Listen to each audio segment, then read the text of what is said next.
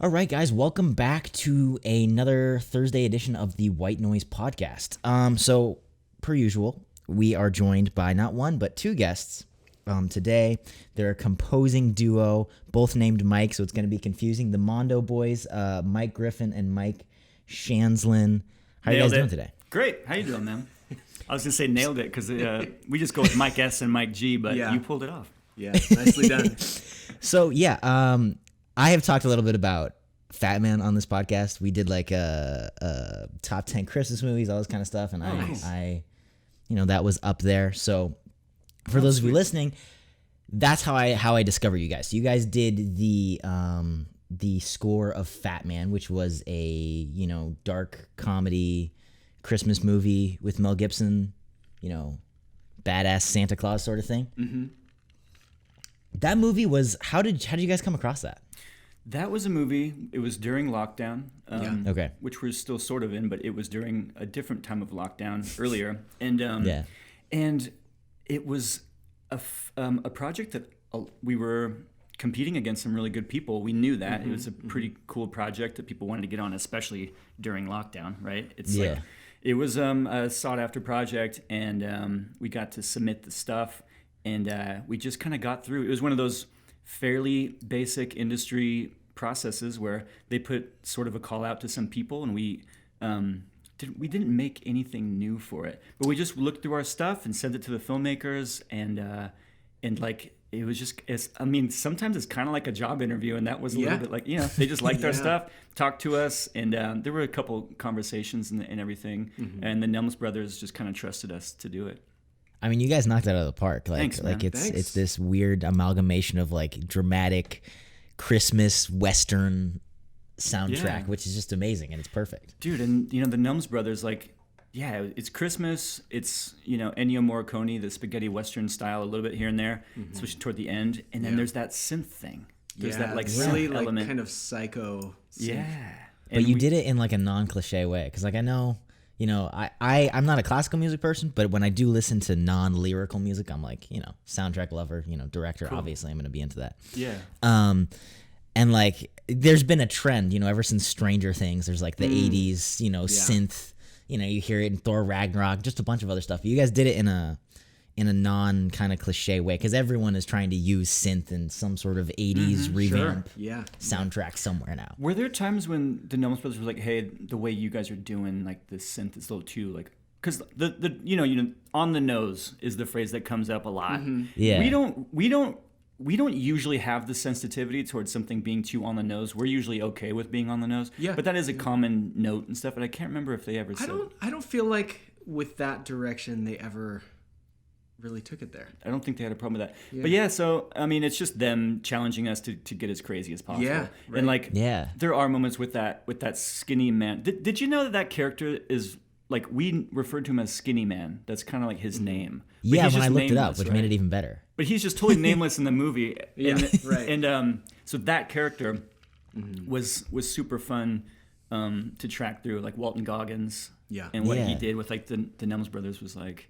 That was really fun stuff to score. It was good, man, because I mean, like, going into it, I figured it's like John Wick meets Christmas. You're like, all right, dark comedy, Mel Gibson, great. I'm a huge fan of his. Like, it's going to be awesome. But I think it ended up being like a little more serious and a little more heartfelt. Yeah. And it's kind of, it had this like ironic tone, which was so cool, because I not that I've made films as good as this, but like that's a style that I've kind of tried to do myself. So It was kind of cool seeing that on like the big screen in a Hollywood movie, kind of like the way my brother and I describe it is kind of like an ironic film where it's about something ridiculous, but it's playing it 1,000% straight. Okay.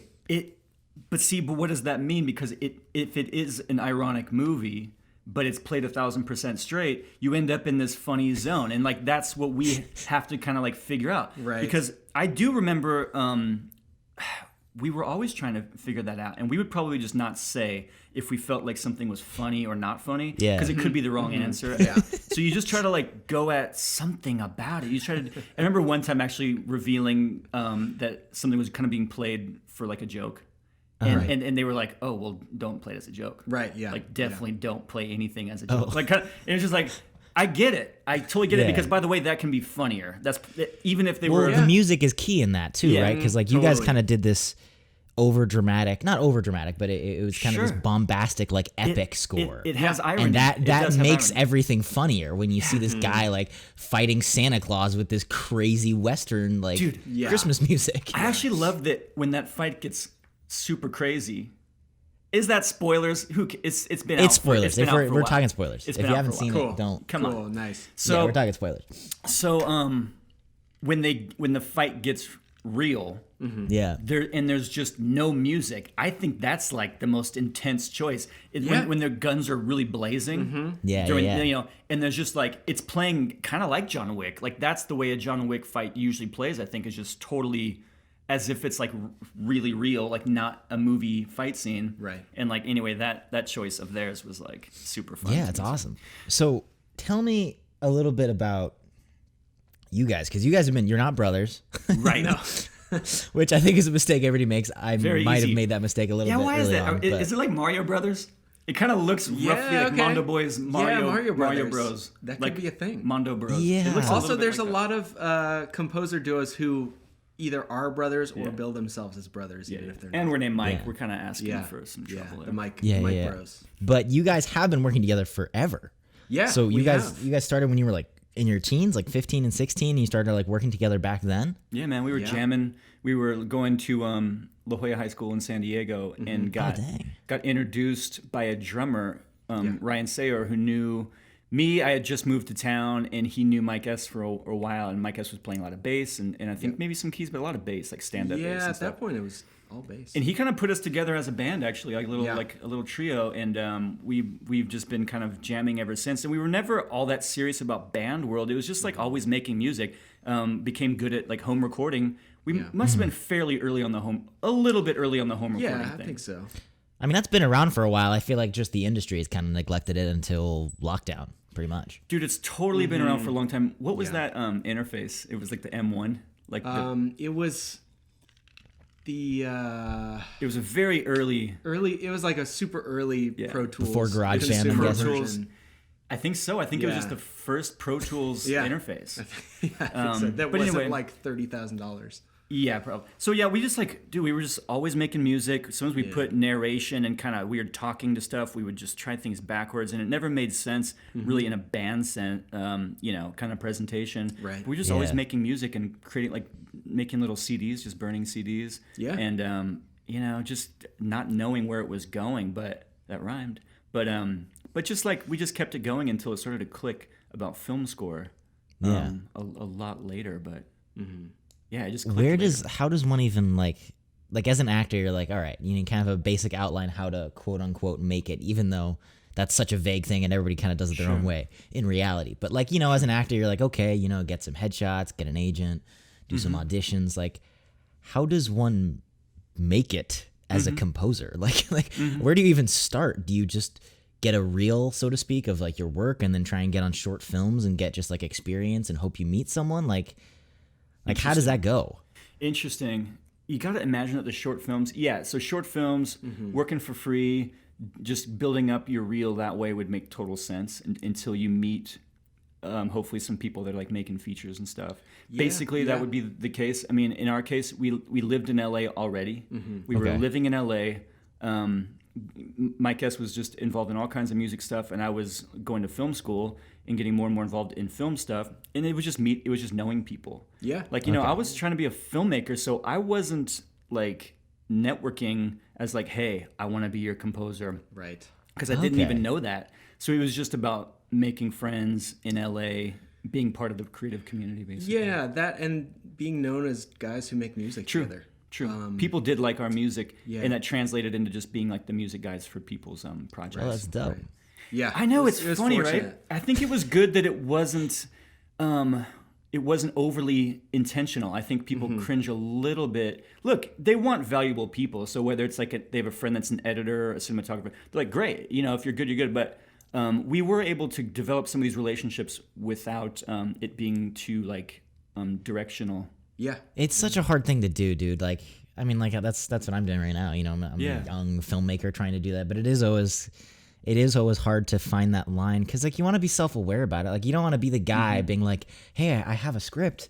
You know, you want to read this script. Like even with you guys, like it's so hard to walk that line of like everyone in LA is trying to like hustle and do that. And you're like, no, but I like, it's such a finesse that you really have to get. It's a finesse thing. Yeah. And I'm glad that we went through so many years of it in that way in which we were not aware of what we were asking people. So like we probably came off pretty comfortable with all the networking because it was pretty open-ended. Like we were kind of too stupid to even be like networking very well. It was just like honestly partying with people. Yeah, it's really all it really was.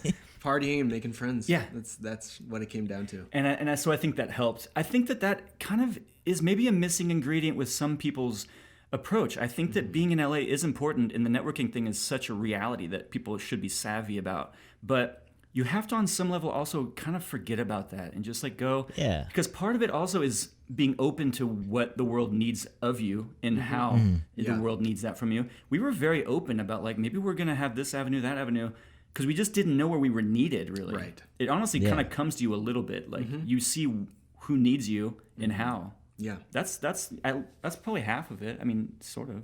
Yeah. Something like that. I mean, that takes a lot right there because I think, at least with my generation, it's kind of a newfound thing that I think people don't know what to do with yet. Is it's not, people aren't being like, I just love films or, composing, or I'm open to whatever. I just like being creative, more often than not. Now we're kind of saying like, I just want to be famous. Interesting. Which is like weird because then you're like, what is that, right? Because like with YouTube and the internet and everything, there's so many avenues, but what is that? Like when you're TikTok famous, is that an art? Like what is that? Are you expressing yourself? Not that you're not to like take away from that, but you get what I'm saying. Like a film, you're like, all right, I have this vision, this girlfriend broke up with me 20 years ago. I need to get this off my chest, whatever it is. Yeah. I think it's interesting because I was talking to my nieces like over Christmas, and they're more into the TikTok world and YouTube, like just the more personality-based stuff. And I think that it's easy to think that it's different because movies are unique really hugely because there's such a trance into a dream. And, it's just, maybe it's as simple as short form versus long form, but it is a little different than a movie, the TikTok stuff, because it's not like trying to get you into a dream state in which you process a story in like a psychological way. It's not even trying. It's not even a narrative. It's like a personality. It's just a almost. little blip. So I would say it is different, and I don't think they're going to need really a ton of collaborators. I know that they do making short form content or whatever you want to call that, but I think that the need for collaboration is like pretty unique for movies. Even more so than like making an album. Really one person could make an album, but really one person cannot like make a movie. Which is pretty impressive though, I think when it all comes together. Like it sucks when you're trying to put it together and it just doesn't work. Because I'm sure you've been trying to make it's so hard to get, all these creatives I feel like to agree and kind of have a common, like there's a reason there's a cliche around artists and that kind of thing. And it's hard to find people I think that think the same as you. Oh, dude, it can be a total nightmare. Like it can be a legitimate nightmare. Trying to shoot something. Shooting something is the hardest. Like we have nothing but sympathy when people show up with something going into post-production. We're like, holy moly, you like pulled off a miracle. Just if it's anywhere near what you thought it was going to be like. And that's usually where we're at. Like when a director, we start working with somebody, we're like in kind of, we at least are available to be a kind of support mode because sometimes they're flying right from production into this part of the process. Sometimes. And dude, they're just legitimately exhausted. Right. It's not even about even creatively if it went great. It's like they're just tired. Because things always go wrong. Like no matter how much you plan, I think the more you do it, the more you realize it's like, oh, I'm not here to run the show. I'm here to fix shit. That's what you do as a director. Things are going to happen and you fix it. That's why you're here. Yeah. How exhausting, for like months. Yeah. Dude, yeah. So we're just like, we try to be sensitive to that. We have an easier life than production. And so we're just kind of like, okay, where's our director at? How are they feeling and what do they need at the moment? And we just try to be sensitive to that because they're the ones really directing. Now, Mike G, you said you were pursuing film for a little bit there, right? Yeah. Are you? Is that something you would ever return to, or is it like no, I'm good composing? I think we're both stoked that we feel like we get to be part of filmmaking. Yeah, I don't feel like any separation from like because we get to directly work with the filmmakers at the very end. Dude, I used to PA on stuff, and I was like kind of working my way up in various ways here and there. And I remember back in those days how it was like a special moment if you got to be around the director for a bit of your work. You was like, okay, cool. Like, wow, I get to like see how they do it. And you get to like maybe even watch the dailies near them, and you're like, oh, cool. Yeah. Kind of telling stories about that hour of your life. Like, I got close to the director. And then here we are just like really collaborating in ways that like even other department heads might not even get to do. Like, we are like, it's so cool to be part of these stories on such a like close to the director level. Yeah. So, I mean, I guess what I meant was like obviously you're working on the film, but like, would you ever, somebody gives you $100,000 today? I'd say no. Do you have a story? Would you try and like go and direct something or? Yeah, I mean, we do learn a lot at doing the score for things. We do learn all the time. I mean, think about this, like, if we could like write a book with all these different experiences and these different directors, like, yeah, we've been learning a lot, and you do sometimes want to translate it to doing something. I mean, what we do kind of experiment with is incorporating narrative to some of our music. So that's just what a song is. So we do sort of experiment with writing a musical. We do kind of like get into that. So it would be some screenwriting and writing the songs.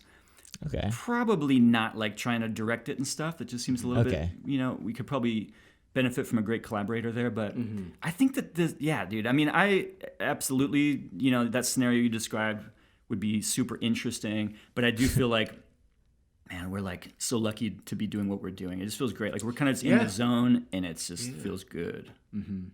Yeah, that's awesome, man. So do you guys have any are you working on stuff now? Are you allowed to talk about anything? Like, what is coming down the road? Dude, how has COVID treated you? Because I know it's a little different for everybody.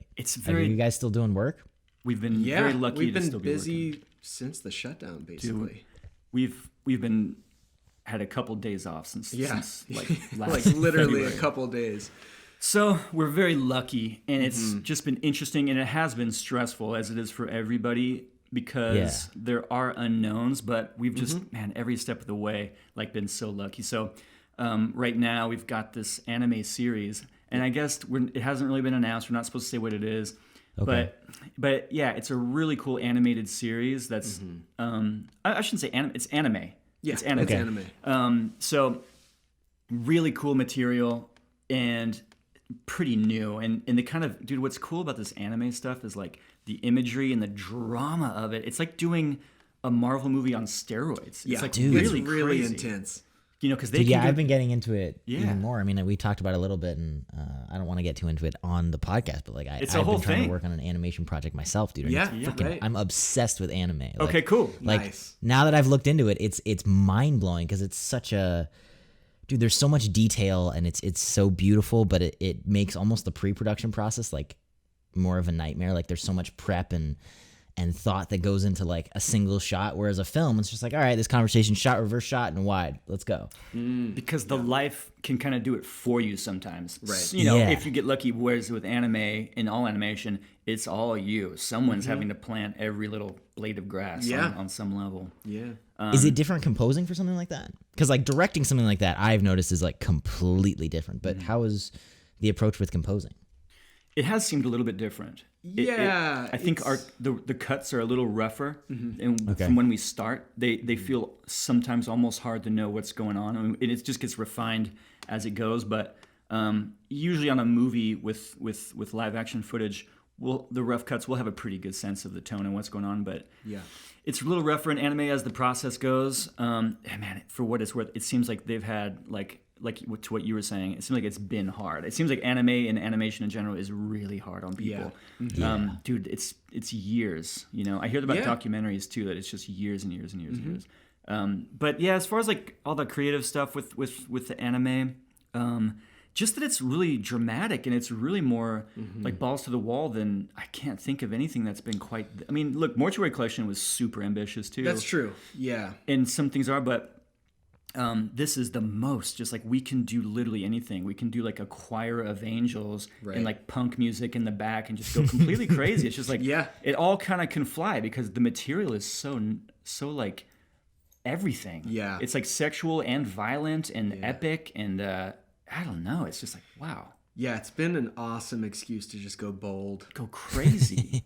Go totally crazy. Yeah. Yeah. It reminds me of, I've been using this comparison. It's like, I don't know if you guys watch football at all, but I think it's like college football versus like professional. Whereas like Hollywood's professional, like NFL. And it's like, yeah, it's more professional. It's higher competition, so to speak. But in college, it's like wild. You know, yeah, it's wild. You can do whatever. You can do this crazy reverse draw play and do this shit. And it's like, that's totally okay. And everybody does it. And so it's kind of energy based. It's kind of in college is more energy, right? It's more about like you feel like the home field advantage is huge and the hype is a huge factor. And I mean, honestly, I think a lot of film music energy is the thing. Because what all you can really say if it's about good music, bad music, it's just the effect that music has on a person. Like that's the only good or bad or anything. So it is kind of all energy based. Yeah. Like you can put on paper the score and you can't be like, this is better. This person did better than that person. It just doesn't exist like on any level. So it's just the effect that it has on somebody. Yeah. What are I was like asking this question because what are some of the scores that made you guys like you know, like for me, like movies I could go, whatever, Lord of the Rings, blah blah blah, through the whole thing. Like, are there scores that like kind of change or like you fell in love with that you've kind of like emulated or gone back to or that kind of like made you guys the composers you are today? I would say a couple of things jump out in my mind. Yeah. First of all, some John Williams stuff. Like I remember having the CD to Jurassic Park, and I had a whole box set of the Star Wars scores and stuff when the reissue was coming out, like in '97 or something like that. Yeah, and that has been deep rooted. Actually, I think both of us have that experience with John Williams stuff like Silvestri, Back to the Future. That's like what we grew up with. So these are like the formative things, including Disney, right? And Disney also have been huge. I had the CD for like all those middle like Disney the OG stuff. '90s movies. And stuff. Totally. Is that Renaissance Disney? Yeah. Right. So. Yeah, Renaissance. So. Right. And dude, Mulan. The Mulan soundtrack is like one of the best Disney soundtracks. Oh, cool. I think that's like. That's even after I think that's our era. I think was that after? I think Lion King was kind of my last like kid like feeling. So like kind of Little Mermaid to Lion King. Basically. Okay. Yeah. Dude, I love those CDs. And well, I say CDs like as if that's what's unique about them. It's the music. Right. But yeah, like I think it's because I remember like looking at the lyric sheet and like with my sister like singing the songs like to the CD. Like it starts to like I don't know. So that was formative stuff. And like I do think there's something about Ennio Morricone. I think that's stuff like The Good, the Bad, and the Ugly. Yeah. It's just it's so bold and like different. And it's becoming something that we are learning.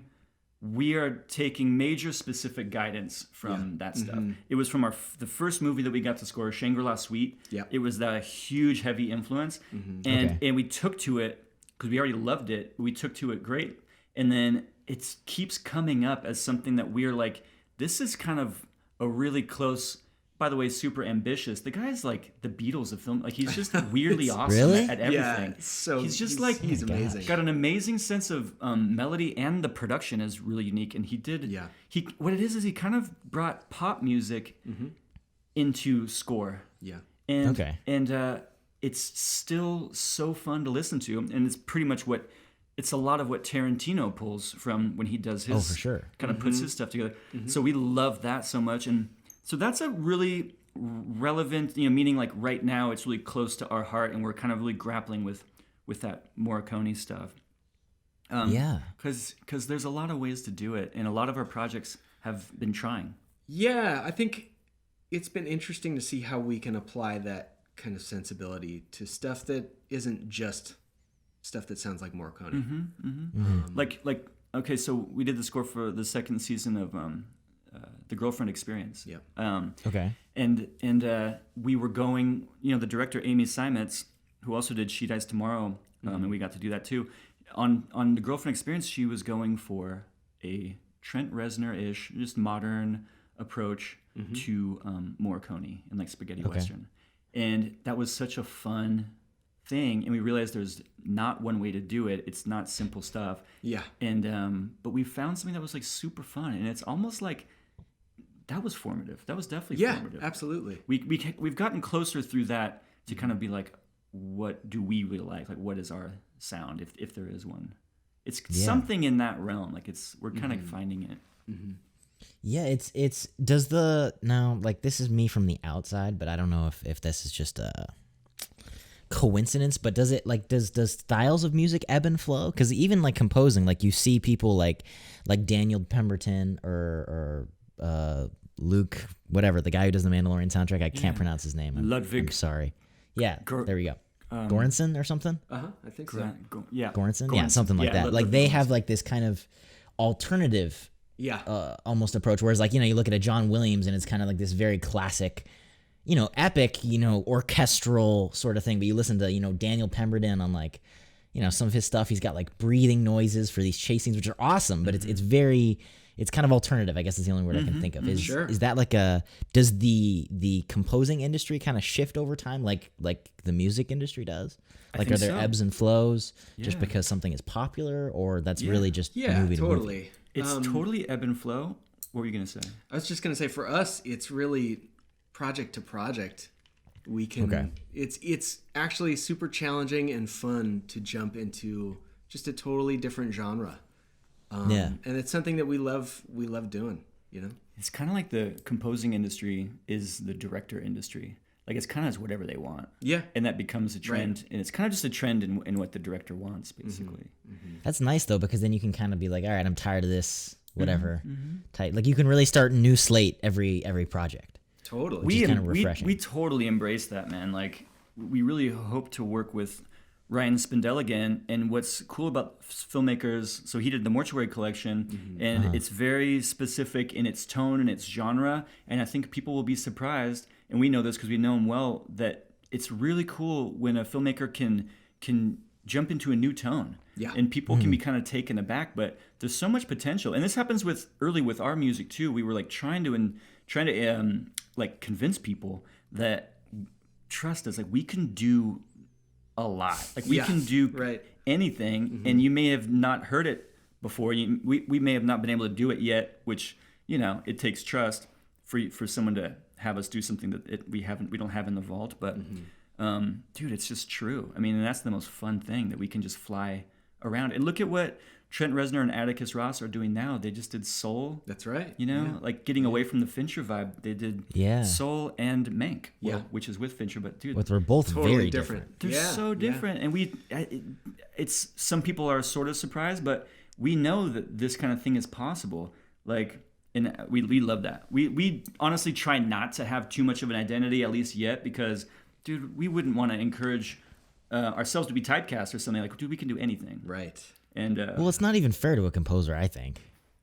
Like, it makes a little more sense as an actor because it's a look and everything. But composing, it's just as long as you have the range, it doesn't really matter. I think it's actually kind of like if you get really good and you're part of a hugely successful project.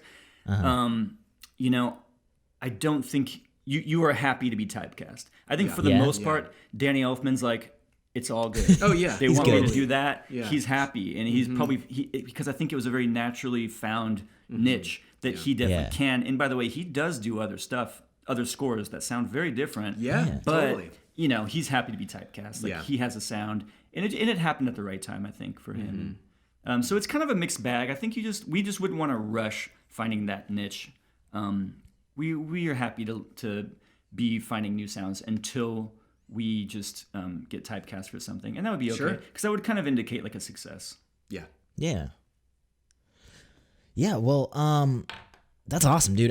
We keep a little bit of a short show over here, but thank you so much for coming on, guys. This was really cool. Yeah, dude, it's super cool, and we look forward to keeping in touch. And we'll talk again. Do you have places where you want people to find you? Social media, websites, projects that you can't talk about? Like tell everybody so that they can find you there. I'm gonna link everything below. Right. So I think we're most connective on Instagram, probably. Yeah. Okay. So just at Mondo Boys is easy on Instagram. And then some projects that we can talk about. I think the things that are out right now and pretty easy to find would be She's in Portland, The Mortuary Collection, She Dies Tomorrow, Fatman. Coming out soon, the trailer coming soon will be Silk Road. That's right. That'll be coming really soon. That was a fun one too. Mm-hmm.